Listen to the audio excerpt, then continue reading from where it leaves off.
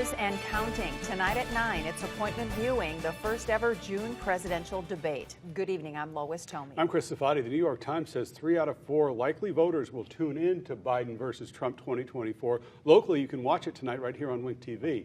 Both candidates are in Georgia right now. Donald Trump arrived in what he calls Trump Force One about 30 minutes ago. The President and Air Force One touched down about 2:30.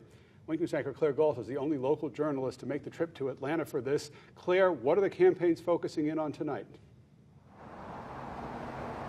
Yeah, Chris, they see the polls, the Washington Post, the New York Times, CBS News. They all agree that this is a very, very tight race, 1 point either way.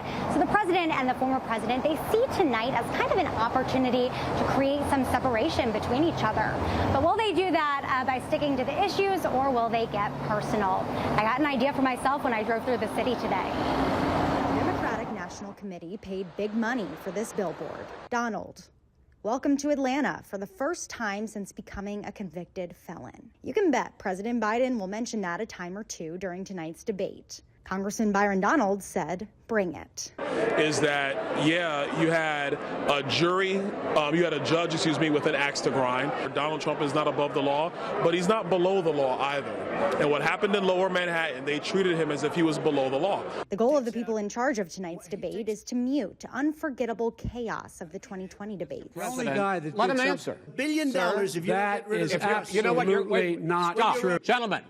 Each candidate's microphone will be turned off when it's not his turn to speak, and there will be no studio audience. Kathleen Hall Jamieson from the Annenberg Public Policy Center at the University of Pennsylvania says that's a good thing. Research shows audience reaction can influence viewers watching at home. The audience at home is going to be better able to make its own judgments. Even with the moderators in control of the mics, you can expect both Biden and Trump to attack each other personally. Even though most viewers want to hear about the issues, cost of living, the border, women's rights.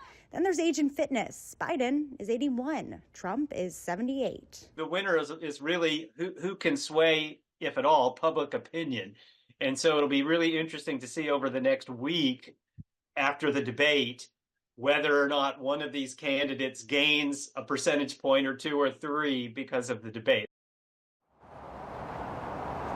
Now, both the president and the former president know that they really have such a huge opportunity tonight.